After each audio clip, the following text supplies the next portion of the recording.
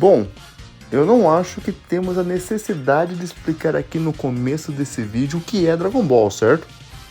Eu acho que todo mundo aqui sabe perfeitamente do que se trata.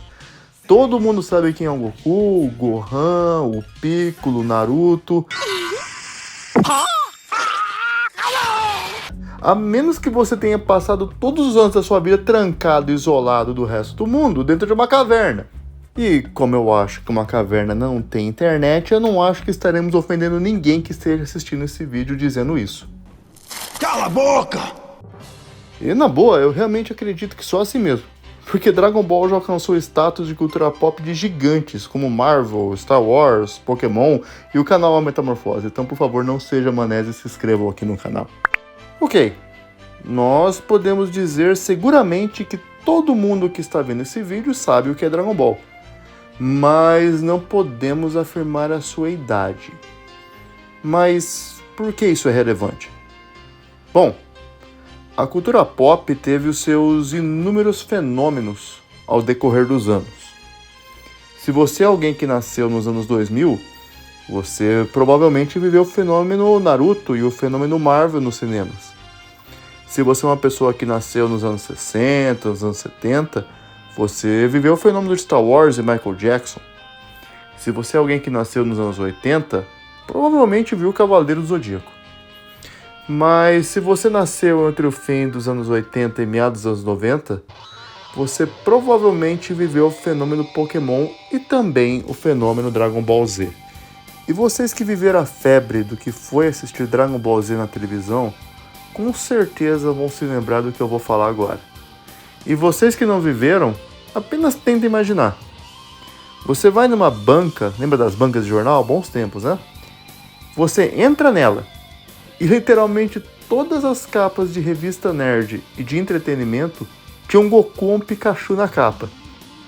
Você ia em lojas, era boneco pra todo lado, cara. Era algo que realmente estava em todos os lugares. Foi uma verdadeira loucura. E só quem viveu sabe. Agora imagina comigo o seguinte cenário. Como eram as tardes. Crianças brincando na rua. Aí chegava o horário de ver Dragon Ball Z na Band. E muitas pessoas podem lembrar de Dragon Ball Z na Globo. Mas originalmente ele passou na Band até o final da Saga do Céu. Era mais ou menos umas 3 horas da tarde. Uma barulheira dos infernos na rua. Aí chegava a hora do Dragon Ball Z, cara. Literalmente todo mundo desaparecia. Era silêncio total. Quando acabava o episódio, reaparecia todo mundo gritando que nem louco, comentando sobre o quão incrível tinha sido, a gente imitava os golpes na rua. Era uma coisa de maluco, cara. E na época, é natural que esse impacto tivesse acontecido. Dragon Ball como animação era muito acima de tudo que a gente tinha assistido. A animação, o impacto das pancadas, as escalas de poder, tudo era de um nível que ninguém havia sequer imaginado ser possível de ver na televisão. Mas e para os dias de hoje? Uma coisa que acontece com os grandes fenômenos da cultura pop é quando surge uma nova febre, os adeptos e os fãs das obras mais modernas começam a olhar com olhos tortos para aquelas mais antigas. E já começam até a falar com um certo tom de pouco caso, tipo, ora, mas Dragon Ball nunca foi tão bom assim, era só luta e mais nada, não tinha história nenhuma. Mas e então? Os Enzos estão certos ao dizerem isso? Não, Dragon Ball é foda. Fim de vídeo. Ok, calma, o editor disse que eu não posso simplesmente sair no meio do vídeo dessa forma, né? Então vamos analisar aqui por que Dragon Ball foi tão bom assim. Porque o seu criador, Akira Toriyama, é um cara absurdamente genial. E porque o brilho de Dragon Ball está muito além de um simples anime de porrada com gente gritando. Apesar de que tem isso também, não vou mentir pra vocês. Nesse vídeo, nós vamos analisar o que faz de Dragon Ball algo tão especial assim.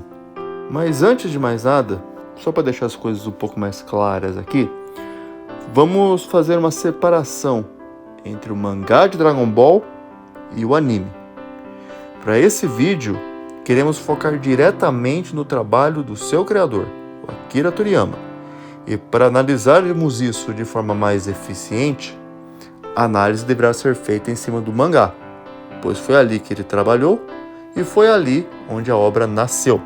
Akira Toriyama não fez o anime, ele fez o mangá, mas a história, os designs, o universo, tudo isso permaneceram basicamente os mesmos. Os japoneses geralmente fazem essa adaptação cross-mídia de forma muito fiel, o que acaba sendo muito inteligente. E as técnicas que o Toriyama utilizou para a criação de Dragon Ball são estudadas atentamente até hoje. E eu não estou aqui para dizer que existe uma única forma correta de se fazer mangás, mas eu vou cravar isso aqui. Aqueles que estudarem com afinco as técnicas utilizadas por Toriyama terão uma base gigantesca para trabalhar na área, e até mesmo em outras áreas, como design, por exemplo. Até se vocês quiserem um vídeo analisando o anime, peça nos comentários. Tem muita coisa bacana da qual a gente pode mostrar e analisar também. Mas agora chega de enrolação. Como funcionam essas técnicas do Akira Toriyama que revolucionaram no mangá? Primeiramente, temos 3 formas diferentes e mais populares de se fazer quadrinhos: o estilo americano, o estilo europeu e o estilo japonês. Estilos esses que vão muito além da forma de leitura e do uso de cores em preto e branco. Inclusive são estilos que foram se mesclando um pouco com o decorrer do tempo. Mas na prática, pegando na essência mesmo, o estilo americano costuma buscar a explosão em página. Toda uma beleza visual impactante, com bastante estilo e personalidade, com personagens que parecem basicamente saltar para fora das páginas. Algo que puxa bem de uma escola do Jack Kirby, e também pela galera que eventualmente fundou a Image Comics, como o Jim Lee, o Todd McFarlane e o muito adorado por todos, o Rob Liefeld. Agora, no estilo europeu, apesar de diversos momentos vermos estilos muito parecidos com os americanos, nós também temos uma narrativa mais fria e até mesmo mais cinematográfica, com um esquema de narrativa onde você consegue perceber a influência de literatura europeia. Vocês já assistiram algum filme europeu? Tem muito daquele clima nas páginas. Leia algo do Chabuté e vocês entenderão isso muito bem. E como funciona o estilo japonês? O estilo japonês tem um foco grande no movimento. O foco é você sentir que as coisas estão realmente se movendo nos quadros. Enquanto que o estilo americano sacrifica um pouco disso em busca daquela imagem estática perfeita, o estilo asiático busca mais essa noção constante de movimento e usar esses momentos de grandeza em situações muito específicas. Isso, por consequência, gera um fluxo de narrativa bem maior, onde as páginas muitas vezes passam voando. Quer fazer um experimento? Leia o Spawn ou Savage Dragon e depois leia o Dan Dan Dan One Punch Man e sinta a diferença no ritmo.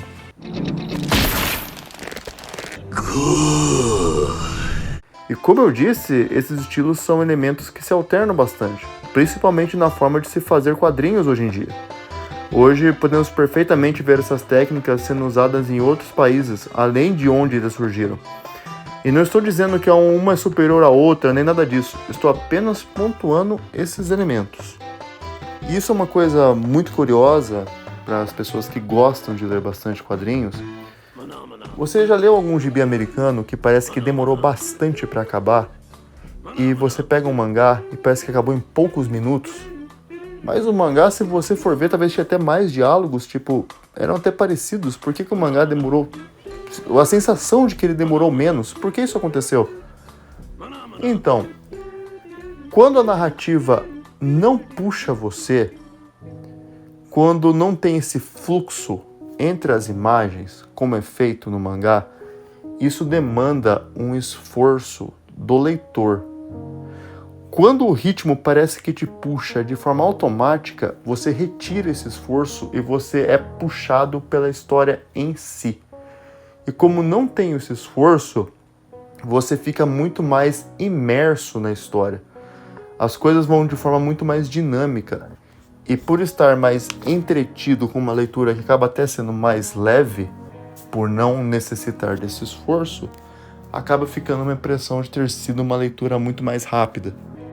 Mas qual a importância da gente destacar tudo isso? Porque em questão de ritmo de leitura colocada em uma página, o Toriyama é basicamente coisa de outro mundo. Lê um mangá dele, qualquer um. São todos extremamente agradáveis de ler. E todos passam voando. Parece que você acaba a leitura em 5 minutos.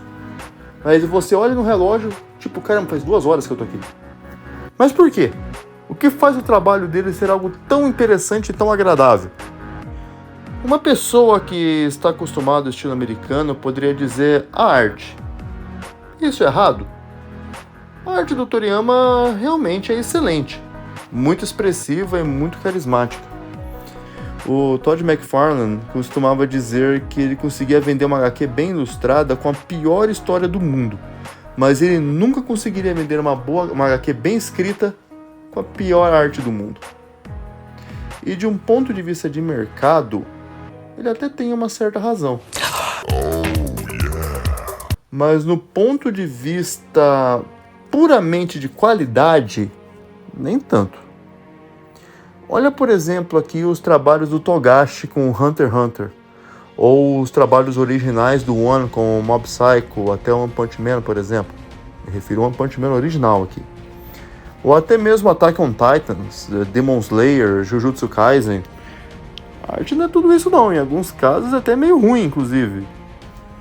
Então, eu acho errado reduzir essa análise ou a qualidade de um produto apenas à beleza estética da página.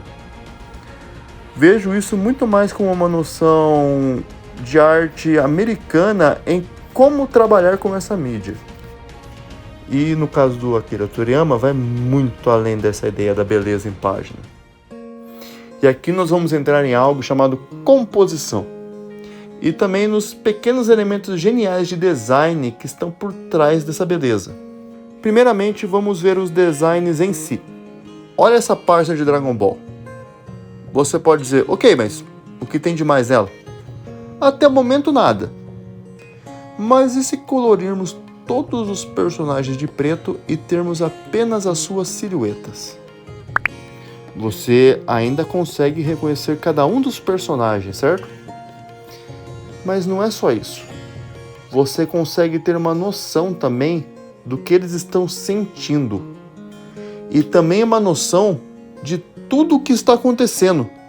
Sem a necessidade de ter um único balão de fala sequer e nenhuma cor, apenas as silhuetas. Isso é devido aos designs únicos que o Toriyama aplica a cada personagem. Todos eles possuem um formato icônico do qual permite os reconhecer apenas pela sua silhueta. E não é apenas isso. O Akira Toriyama usa de códigos para a composição de seus personagens. Você sabia que formas mais arredondadas nos causam a impressão de ser algo mais gentil e inofensivo, enquanto que figuras mais pontudas, como triângulos, nos passam a impressão de ser algo mais perigoso? Isso acontece porque o nosso subconsciente associa a forma redonda com animais pequenos, ou bebês, enquanto que figuras pontiagudas nos fazem associar com facas, presas de serpentes e outras coisas perigosas. Vamos analisar a silhueta do Goku quando criança. Repara como seu corpo é mais arredondado. Repara também como a sua cara segue o mesmo estilo. Mas agora olha para o cabelo dele e perceba como há uma quebra nesse código. Por quê? Fácil. Tira as pontas do cabelo dele e deixa ele agora com a cabeça redonda. Ele parece frágil demais. O Goku tem esse design mais arredondado para que seu design transmita a inocência do personagem. Enquanto que o cabelo espetado, feito por essas figuras pontiagudas, é para transmitir uma certa imposição e energia nele. Algo do tipo, ele é bom e inocente, mas também pode lutar e te dar uma surra. Agora, repare o design do Vegeta. O formato do seu cabelo, de suas ombreiras, a entrada em sua testa e até mesmo o constante formato dos seus olhos. Reparou os triângulos? Agora reparem quando ele começa a mudar lentamente de lado e vai ficando menos vilanesco, ele perde as ombreiras e fica com os ombros mais arredondados, o que diminui visualmente a sua essência de vilão. Agora o Piccolo e a sua capa é mais um exemplo disso. O Cell também. E agora o Frieza, ele é um caso que é absolutamente genial. Repare que as transformações do Frieza o vão deixando com essas figuras afiadas, que compõem a sua silhueta cada vez mais evidentes. E vai ficando assim até chegar à sua última forma. Lembra o que os próprios personagens disseram quando viram assim? Essa parece a menos assustadora de todas, dito pelo Kuririn. E o Piccolo acrescenta: é melhor não deixar se levar pelas aparências. Isso que foi feito com Frieza foi uma quebra intencional no código, visando causar uma surpresa e até um certo desconforto de como você interpreta o vilão e a forma como ele age. E repare agora que essas figuras geométricas não são aplicadas apenas nos personagens, mas no mundo todo. Dragon Ball é um mundo com bastante tecnologia, e o que não falta é mangás e animes que usam desses elementos de ficção científica. Mas olha como os robôs e esses elementos geralmente são em outras obras, todos cheios de detalhes e pontas para passar a impressão de serem fortes ou terem uma presença intimidadora. E como são as naves, as casas e os robôs em Dragon Ball? Redondos. Por que isso? Para passar um sentimento agradável sobre aquele mundo. Um espírito convidativo, para que você sinta vontade de se aventurar por aquela região e não se sentir intimidado por ela. E o Toriyama, por ser alguém que gosta muito de veículos e montar miniaturas, o seu conhecimento sobre design de veículos é absurdo. E juntando isso ao seu próprio estilo de desenho, ele conseguiu ser capaz de transmitir os sentimentos que ele desejava e ao mesmo tempo criar uma identidade visual própria. E identidade própria é algo muito importante também. Nós temos algo bem conhecido por quem consome animes e mangás. Uma coisa chamada traço genérico no anime. Sabe aquele traço bem padrão? Ele não é ruim, de forma alguma. Mas é aquele traço que fica difícil de saber quem foi que desenhou aquilo. Isso não existe com Toriyama. Qualquer pessoa que vê um desenho dele sabe imediatamente que é dele. Outra análise que podemos fazer sobre as páginas agora, vamos fazer mais uma comparação. Pegue uma cena de Berserk, por exemplo. Olha a quantidade de detalhes que vemos por quadro. É algo quase que sobre-humano. A arte de Berserk é algo de outro planeta. Mas agora veja no caso de Dragon Ball. É detalhado, é bonito, mas é simples. Existe uma simplicidade na composição feita pelo Akira Toriyama. Os designs são simples, os cenários são simples, mas por isso mesmo as coisas não ficam carregadas. Ficam mais leves e rápidas de simplesmente bater o olho e absorver tudo o que está acontecendo. O próprio Toriyama disse isso, e disse por um conselho para a pessoa que está fazendo Dragon Ball Super, o Toyotaro: às vezes menos é mais. E eu sei que muitas pessoas vão dizer que o Toriyama é um cara preguiçoso, ele possivelmente fez desse jeito apenas para aliviar o seu próprio trabalho. E elas não estão erradas por pensarem assim. A fonte das pessoas pensarem isso é uma fonte primária. O próprio Toriyama. Ele mesmo se chama de preguiçoso de marca maior. E que muitas de suas técnicas foram criadas para favorecer esse seu lado preguiçoso. Bom, mas todo mundo se esquece de um pequeno detalhe. O Akira Toriyama é zoeiro pra caramba. E uma parte disso é um tanto quanto mentira. E vocês vão ver no decorrer desse vídeo que o Akira não era preguiçoso porcaria nenhuma na real, é que trabalhava pra caramba. E muito do que ele disse ele acabou fazendo mais pela piada. Ele muitas vezes fez de si mesmo um personagem, tanto na vida real quanto nos seus próprios mangás, inclusive.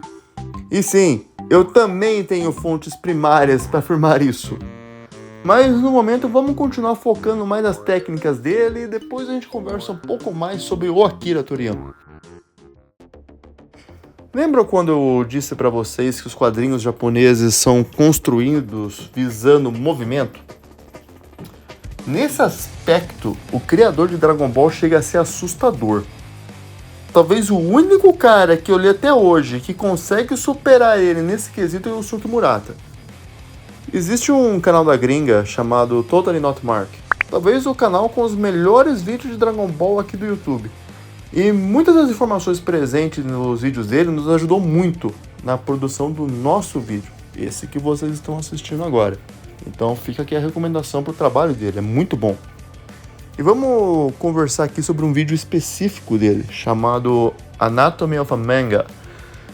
Nesse vídeo, o Mark mostra uma cena do Goku preparando a Genkidama enquanto treinava com o Sr. Kaiô.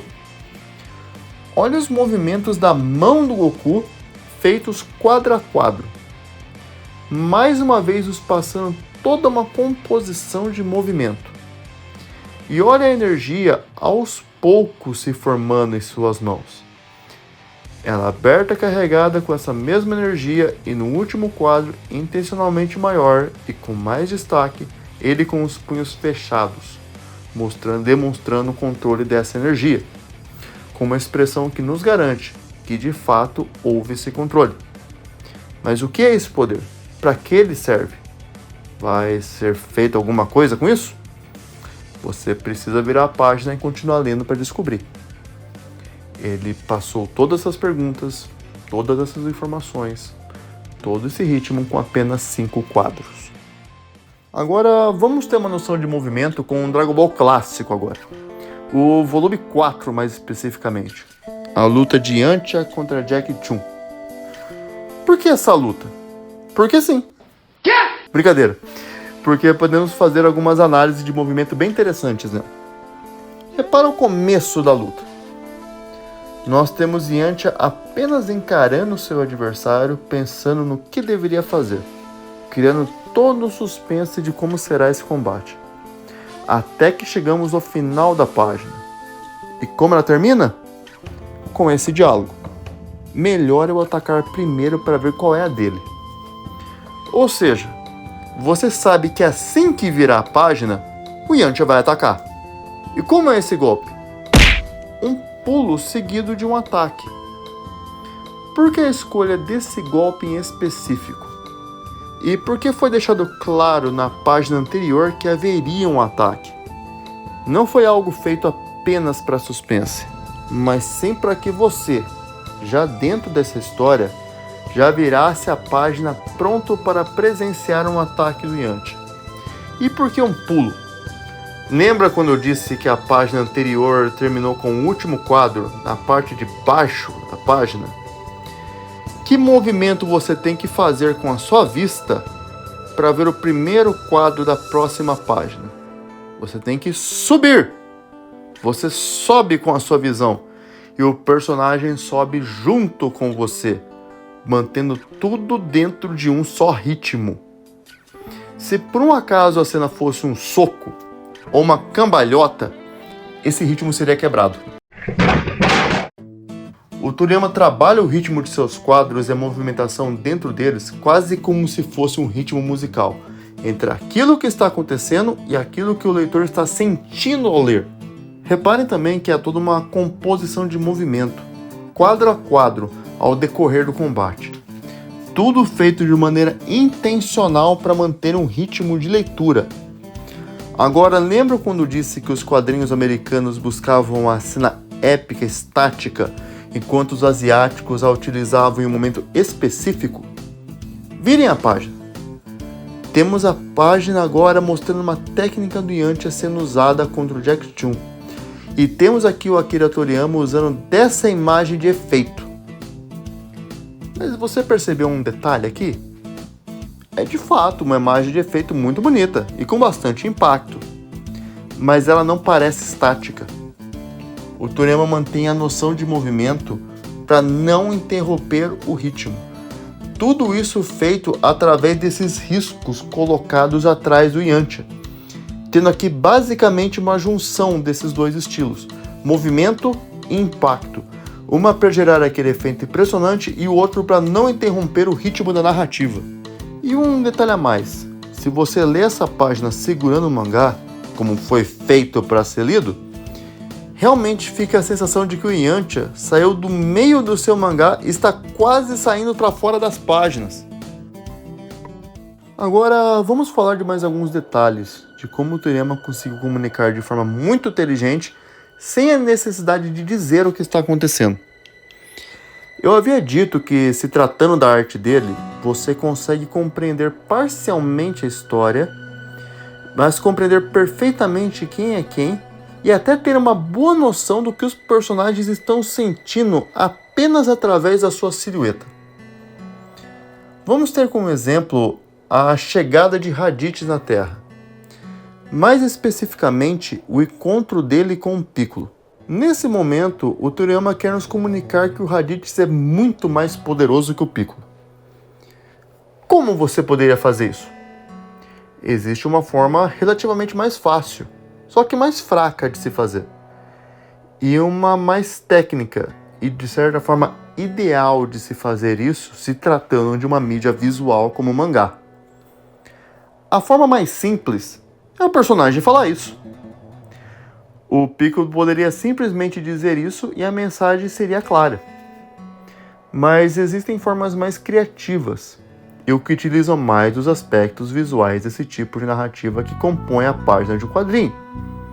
Ao invés de falar, mostre. E como seria a forma ideal de mostrar isso?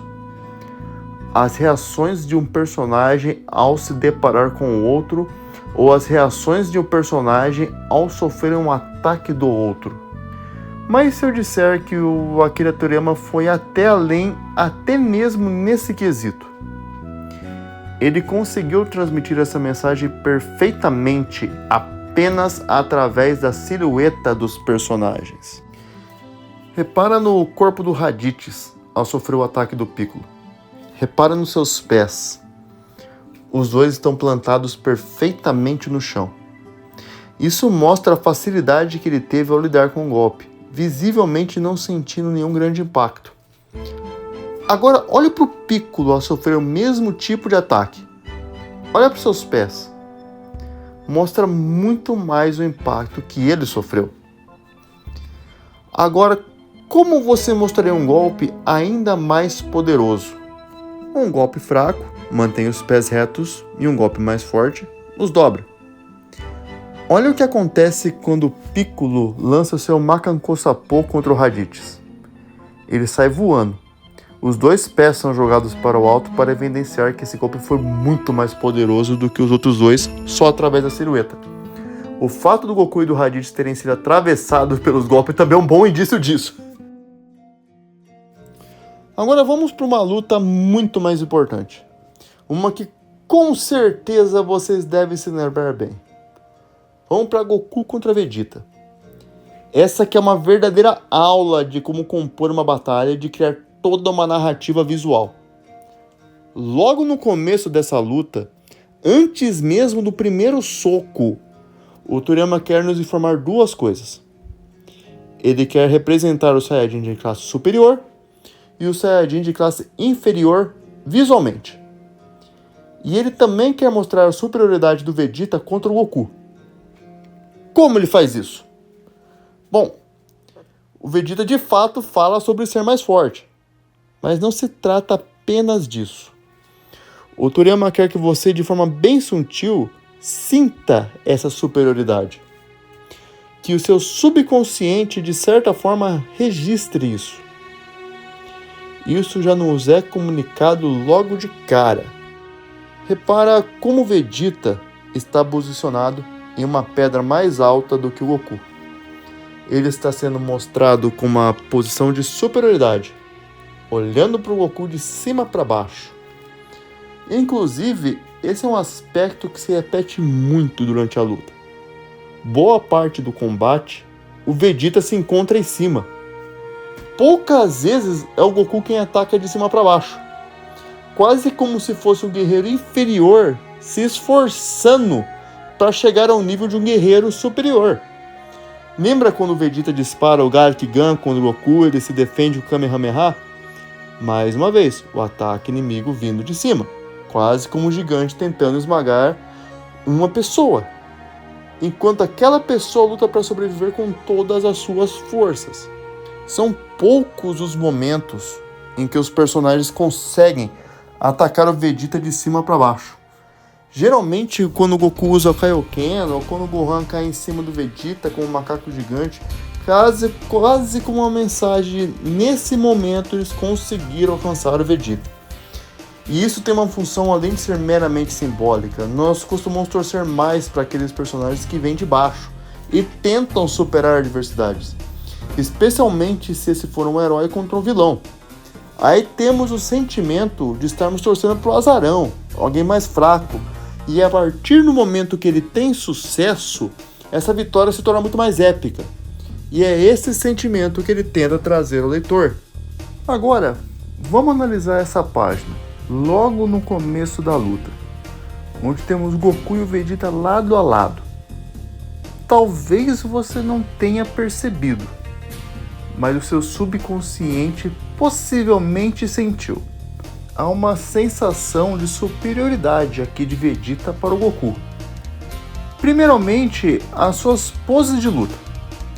Goku está mais cauteloso, de costas, com uma pose até mais tímida, enquanto que o Vegeta, ele está de frente e confiante. Mas não é só isso, tem um detalhe aí. Você não percebeu ainda? Vai perceber agora. Editor, aumenta o quadro do Goku, por favor. Percebeu que esse sentimento não está mais tão forte agora? Isso aconteceu antes porque o Toriyama desenhou os quadros do Vegeta maiores que os do Goku. O simples tamanho do quadro já é capaz de evocar um sentimento. E essa técnica também está sendo utilizada aqui. Agora, com relação à narrativa, temos algo muito importante para conversar aqui também. Em primeiro lugar, vamos entender rapidamente como funciona o mercado de mangás no Japão. As publicações dos mangás geralmente se dão em revistas. E no Japão existem muitas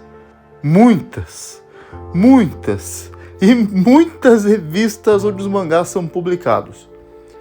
O Dragon Ball foi publicado em uma revista chamada Shonen Jump, uma revista semanal, ou seja, toda semana tinha um novo capítulo de Dragon Ball nessa revista, junto de outras 20 séries mais ou menos. E sim, o trabalho para conseguir publicar isso é algo quase que sobre-humano.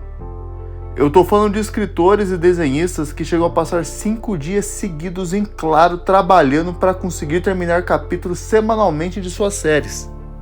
Mas algumas séries têm vida longa, enquanto que outras séries são canceladas. Mas o que faz com que as séries sejam canceladas? Votações. Toda revista da Shonen Jump vem com uma pesquisa de popularidade, onde você vota pelas suas séries favoritas. As que forem mais populares, continuam. As que não forem populares, já era, canceladas. Ou seja, não basta apenas conseguir entregar o trabalho a tempo sem conseguir sequer dormir. Você tem que ser popular também. E o Akira Toriyama trabalhou na Jump, nessa rotina maluca, no final dos anos 70, e emplacou sua primeira grande série em 1980, uma série chamada Dr. Slump, que foi de 1980 até 1984. E como Akira Toriyama se saiu nas pesquisas de popularidade na revista? Ele nunca deixou o top 3. E Dr. Slump é até hoje o terceiro anime com maior audiência da história do Japão. Infelizmente, essa série não ficou tão popular no Brasil. E eu realmente recomendo que as pessoas dêem uma conferida. É bem diferente de Dragon Ball, é uma série de comédia, loucura total. E se você achou o Toriyama criativo em Dragon Ball, confia em mim, cara. Dr. Slump é coisa de maluco. É o cara livre e solto fazendo comédia em situações completamente insanas como ele bem entendia. O Dr. Slump ele foi publicado no Brasil pela Conrad e foi republicado posteriormente pela Panini, em um total de 18 volumes. Quem puder adquirir, cara, eu recomendo que vá atrás. Não é para menos que ele fez o sucesso que fez, é muito divertido e muito agradável de ler. Bom, depois de Dr. Slump, Akira Toriyama publicou a série que mudou tudo, que foi Dragon Ball, que foi de 1984 até 1995. 11 anos de publicação constante, em uma época muito complicada para competir na Jump.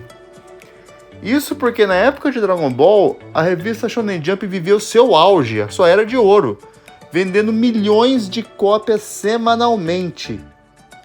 Sabe contra o que Dragon Ball concorria na mesma revista? Cavaleiro do Zodíaco, Fista do North Star e aqueles que formaram algo que ficou conhecido como a trindade da revista: Yu Yu Hakusho, Slam Dunk e Dragon Ball. E no finalzinho ainda tivemos a estreia de Samurai X. E como Dragon Ball saiu? Bom, durante seus 42 volumes e 11 anos de publicação, ele nunca deixou os primeiros lugares. Ele praticamente dominava a revista e até hoje o terceiro mangá mais vendido do mundo, com um total de 260 milhões de cópias vendidas. Perdendo apenas para Golgo 13, que vendeu 300 milhões de cópias. É o quê? Assim como você deve ter dito, mas o que diabos é Golgo 3? Bom, ele é um mangá estilo James Bond, que é publicado desde 1967 e já conta com 212 fucking volumes, sem ter uma única interrupção em sua publicação durante 52 anos. E essa pausa apenas aconteceu uma vez devido à pandemia. E em primeiro lugar está... bom, é nenhuma surpresa, né? É One Piece, com insanas 516 milhões de cópias vendidas. E sim, vale destacar que as vendas de Dragon Ball deixaram Akira Toriyama bem rico. Mas como que os autores mantêm a atenção e o interesse dos leitores para conseguir esses votos? Bom, obviamente que a qualidade ajuda muito, né? Mas manter a atenção do leitor é algo importante. Ainda mais em um país como o Japão, que possui um mercado gigantesco. E o Toriyama consegue fazer isso através de visuais e narrativa. Os visuais eles funcionam de forma simples. Se você abre o mangá e ele é confuso ou tem excesso de informação, isso pode desencorajar logo de cara um leitor de primeira viagem. A única pessoa que coloca excesso de informação, mas tem um passe livre pra isso é o Togashi. Você já abriu o mangá do Hunter x Hunter, cara? Tem página de Hunter x Hunter que não é um mangá, é um livro. Mas, tipo, você vê o nome do Togashi ali e você fala, não, tudo bem, ele pode. E como que o Toriyama lida com isso? Bom, ele evita isso perfeitamente, mantendo as folhas sem poluição visual, com uma arte clara e de fácil compreensão. Agora, com relação ao roteiro, é bem natural que um autor coloque um final bombástico em aberto no final. Algo do tipo, se resolve no próximo capítulo, para fazer com que o leitor compre a próxima edição e continue empolgado pelos rumos dessa história. Muito bom! Mas o Akira Toriyama dá um passo além nessa fórmula também. E como que ele dá esse passo além? Com a seguinte pergunta: e se o leitor não chegar até o final do capítulo? Então ele faz uma coisa maluca. O termo usado para definirmos esse final aberto, sempre de forma bombástica, é um termo chamado cliffhanger. Um final em aberto, certo? Mas o Toriyama usa esses cliffhangers o tempo todo, não só no final. Ele não apenas acaba a sua história com cliffhangers, sem brincadeira. Tem capítulo de Dragon Ball que tem uns 4 ou 5 cliffhangers no meio da história. Você tá ali lendo e o tempo todo acontece alguma bomba. E o pior, isso acontece de forma tão natural que não se torna cansativo, não parece forçado. Isso porque as consequências ou as soluções costumam ser interessantes ou divertidas. Se você ler um volume de Dragon Ball, é muito difícil você ler apenas um capítulo. Quando você percebe, você já está quase 1 hora lendo. Porque como o ritmo visual é constante e a narrativa é muito envolvente, Você literalmente esquece que tá lendo, parece que você de fato entrou naquela história. Os diálogos também são constantemente bons, bem divertidos, e ele evita momentos chatos na sua história. Por isso ele sempre tenta evitar um excesso de exposition e personagens constantemente tendo que explicar alguma coisa. Inclusive ele transforma isso em piada no Dr. Slump. Você sabe como é que um personagem se informa do que está acontecendo no Dr. Slump? Bom, às vezes um personagem literalmente fala, olha, aconteceu isso, isso e aquilo. E o outro responde, beleza, entendi. Ou uma coisa completamente maluca. Mais maluca ainda, o personagem do Dr. Slump simplesmente compra o volume anterior do mangá e lê o que aconteceu. É sério, isso acontece.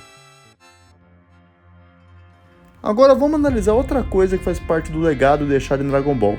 E, na boa, como falar de Dragon Ball e não falar das lutas? E você sabia que o mangá de Dragon Ball ter sido um mangá de luta se deve muito à esposa dele? Lembra quando eu disse que Dr. Slump foi um sucesso absurdo? Então, quando o Toriyama ficou de saco cheio e decidiu encerrar a série, os chefes da Jump não ficaram nada felizes com isso. Então o editor do Toriyama na época, o Kazuhiko Torishima, o homem mais mal-humorado do mundo, e guarde o nome desse cara, pois ele é um dos nomes mais importantes da história dos animes e dos mangás. Inclusive a existência e a qualidade do Dragon Ball se deve muito a esse cara. Bom, o Torishima era o editor na época do Toriyama e fez um acordo com ele. Beleza, você pode acabar o Dr. Slump, mas em alguns meses você tem que começar uma série nova. Então houve um acordo. Mas depois disso, eles tinham que decidir qual seria essa série nova. E para isso foram feitos vários e vários testes. Eles se reuniam direto, tentando decidir do que se trataria essa nova série. E nada. Ninguém conseguia chegar numa conclusão.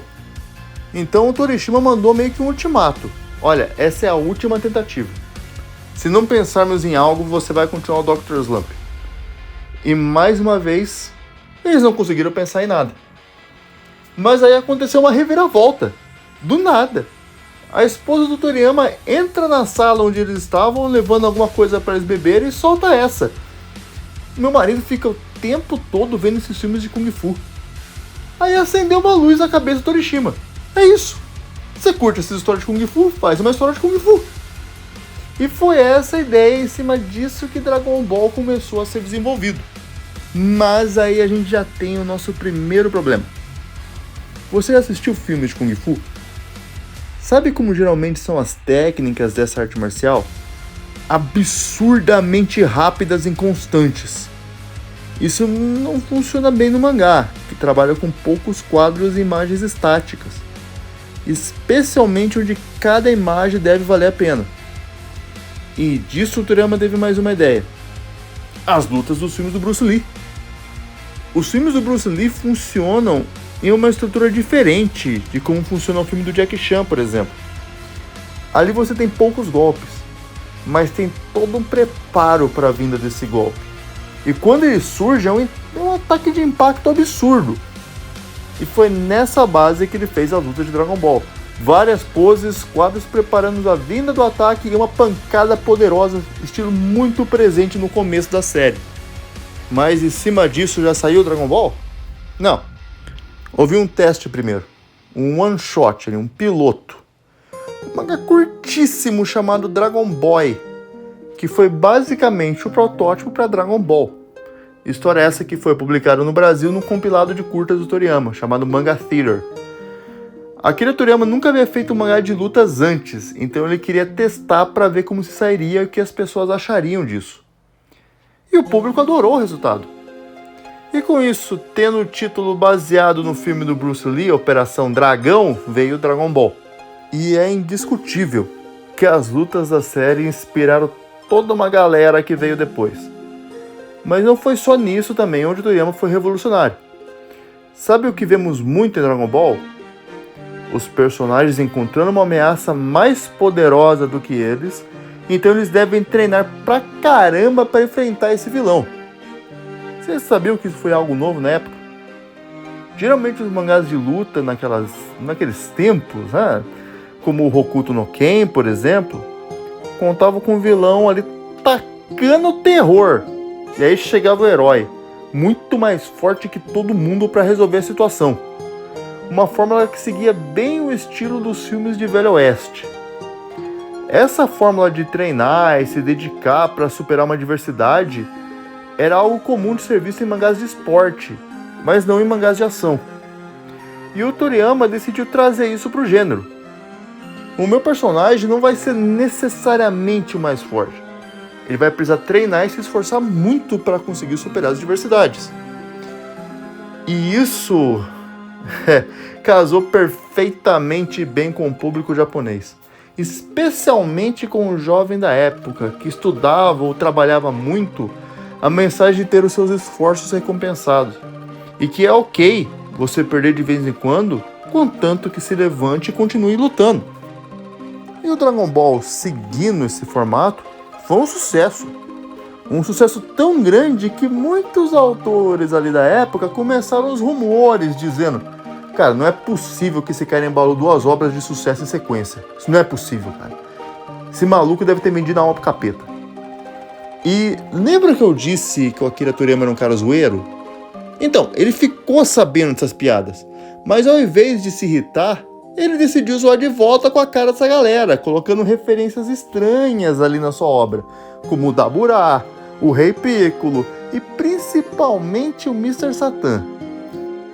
Entendeu agora porque o nome dele é Satan e tem aquela cena ali perto do final de Dragon Ball Z da galera gritando o nome dele? Então, aquela cena clássica que sempre aparecia a sua avó para ver o que você estava assistindo e ficava horrorizada? Tudo isso foi uma piada do Toriyama com essa galera, para que eles ficassem gritando ali um pro outro: viu só, eu falei que esse cara tinha pacto? Tudo isso enquanto o Akira ficava rindo que nem um maluco. Agora, continuando com relação ao roteiro, algo que em Dragon Ball também influenciou muita gente foi na construção do mundo. Nós temos aqui um universo onde existem pessoas, seres antropomórficos, demônios, alienígenas, deuses, androides, absolutamente tudo o que você pode imaginar convivendo de forma que não parecia forçado ou esquisito no roteiro. E cara, vou te falar, isso não é algo fácil de fazer não. Lembra quando colocaram alienígenas no Naruto e colocaram agora há pouco no Jujutsu, que coisa esquisita que ficou? Então, Dragon Ball conseguiu. Cara, o Naruto simplesmente colocou uma televisão na obra e ficou esquisito. O Dragon Ball literalmente mete uma máquina do tempo ali do nada e tá tudo certo. Mas isso, ter funcionado no Dragon Ball, foi algo maravilhoso para os escritores. No mangá era possível criar um mundo com todos esses elementos malucos ali, contraditórios de forma simultânea. Isso abriu um leque do que poderia ser escrito. Se eu tiver uma ideia de história sobre robôs, demônio, alienígena, pode funcionar? Sim! Isso foi algo maravilhoso ali, porque os atores pudessem explorar ao máximo a sua criatividade. Nem sempre deu certo, mas quando deu certo foi muito bom. E uma outra coisa interessante para falarmos sobre é o impacto da arte dos mangás após o trabalho do Akira Toriyama também. Talvez alguns de vocês tenham lido algum mangá da Turma das Antigas, e você percebe que ele segue um traço muito inspirado no que o Osamu Tezuka fazia. Para quem não sabe, o Osamu Tezuka é o deus dos mangás. Olha algumas artes dos mangás mais antigos e você consegue perceber um certo padrão. Agora, olha a parte do Naruto, do Bleach, do One Piece e tantos outros. Você vê uma influência maior no traço deles, do Tezuka ou do Toriyama? O próprio traço da indústria foi impactado pelo trabalho do cara e até hoje você consegue ver uma influência vinda dele, ou daqueles que foram influenciados por ele. É curioso, por exemplo, a autora de Demon Slayer, por exemplo, ela disse ter sido influenciada por Naruto, e o Naruto foi influenciado por Dragon Ball. Então, dito isso, acredito que até o hater mais chato já deve estar pelo menos convencido de que o Toriyama era bom mesmo. Se você não estiver conhecido, rapaz, contando que você seja inscrito nesse canal, tá tudo certo. Mas agora falando sério, é possível afirmar que o Akira Toriyama é o melhor mangaka de todos os tempos? É claro. Bom, é um dos, mas falar que é o maior aí já é algo bem complexo.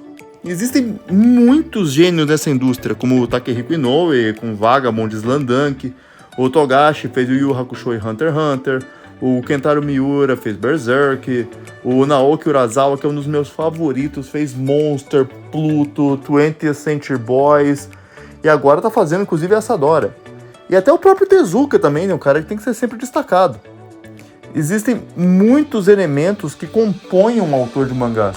Roteiro, ritmo, desenho, composição de página, etc. Alguns superam o Akira em alguns aspectos e perdem outros. Agora, e com relação ao Deus, o gênio, o imortal, o gênio, o rico, o gênio Eiichiro Oda com One Piece? Quem é melhor? De novo, é uma questão de gosto. Acredito que no traço e ritmo o Toriyama vence.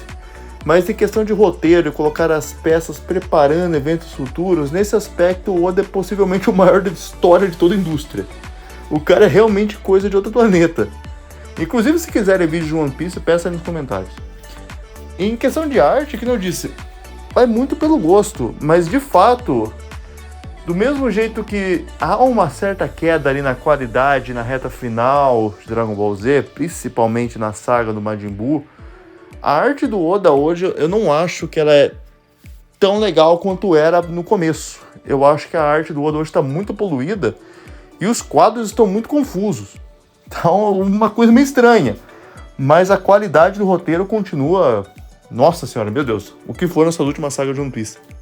Agora, o que eu havia dito sobre o Toriyama ser bem loroteiro, que prometi falar pra vocês depois sobre não ser tão preguiçoso assim como ele falava... Primeiro, vale destacar mais uma vez que o Akira Toriyama era um cara zoeiro pra caramba. Inclusive as historinhas que ele colocava nas contracapas do volume de seus mangás, ele gostava de fazer piada com ele mesmo.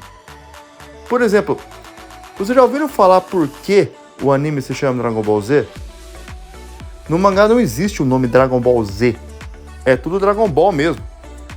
A ideia para a mudança de nome foi para que houvesse um marketing de uma nova série se iniciando. O nome original para Dragon Ball Z seria Dragon Ball A Lenda de Son Gohan, mas eventualmente houveram mudanças e o nome acabou ficando apenas com a letra Z no final. Sabe por quê? A justificativa do próprio Toriyama é porque essa é a última letra do alfabeto e se alguém quisesse continuar não teria como. Não havia mais nenhuma letra para pôr depois, então teria que acabar por aí mesmo e dane-se. Agora, isso é verdade? É muito provável que sim. Mas eu vou levantar uma teoria aqui. Existe a possibilidade de ser um outro motivo do qual ele não disse, que se refere a uma técnica do qual ele próprio usava muito. A Kotaku escreveu um artigo alguns anos atrás fazendo uma análise bem interessante, onde eles mostravam que o Toriyama usava um padrão de movimento nas páginas para criar um dinamismo com o qual ele orienta a atenção do leitor, organizando até mesmo onde ficam os balões para que esse padrão ocorra. E você sabe como é esse padrão? É uma letra Z. Eu posso confirmar que esse é o motivo pelo nome da série? Claro que não. Mas é interessante trazer essa curiosidade. Mas agora, ao meu ver, a maior lorota de todas dele são as constantes afirmações sobre si mesmo ser um preguiçoso. Primeiramente, entende o negócio. O Akira trabalhava pra cacete. Muito. Tanto que acredita-se, e ele mesmo chegou a falar sobre isso, que os danos causados em sua saúde pelo excesso de trabalho colaborou para que nós o perdêssemos tão cedo. Vamos pegar uma entrevista que ele deu no Japão, junto com Eiichiro Oda, sobre sua carga de trabalho. Nela, Oda fez a seguinte declaração: agora, enquanto trabalhando, eu apenas durmo 2 horas a cada 2 dias. E não é tudo de uma vez não, mas dividido de 15 em 15 minutos. Hoje em dia, o Oda dorme um total de 3 horas. Parece uma loucura isso, né? Mas pouco depois o Toriyama disse: houve um tempo em que eu dormia apenas 20 minutos durante 6 dias.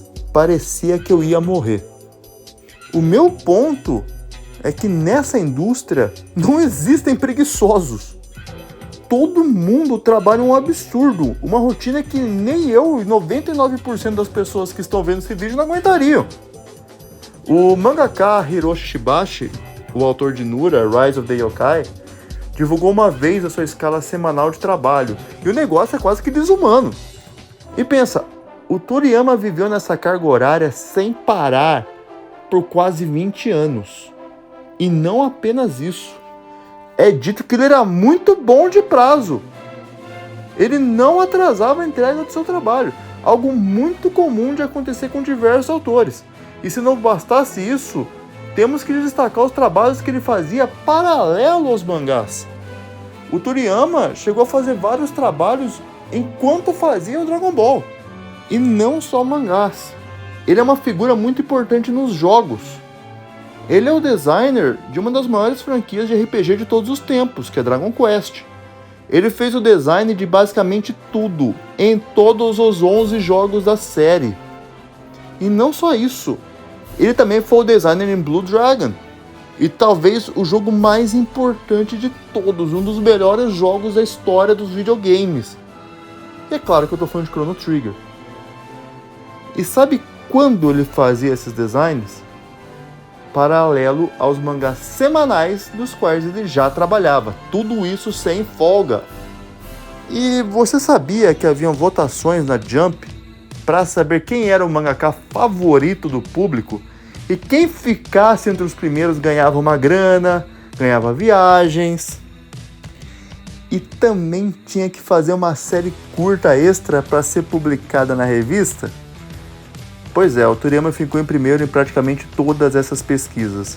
Então ele acabava tendo que fazer 2 mangás ao mesmo tempo e mais os designs para os jogos. E mesmo assim ele entregava tudo no prazo. O homem era uma verdadeira máquina. E foi assim, trabalhando arduamente, unindo talento com esforço, que o homem nascido no dia 5 de abril de 1955, na cidade de Nagoya, conseguiu revolucionar a indústria e inspirar toda uma geração de gênios. Gênios novos que nunca negaram, em momento algum, a influência que receberam e a admiração que sentiam pelo mestre Akira Toriyama. E ninguém seria tão influente assim sem ser absolutamente genial. E agora acho justo encerrarmos esse vídeo com um agradecimento pelo presente que nos foi dado por Akira Toriyama, que assim como ele, será lembrado para todo sempre.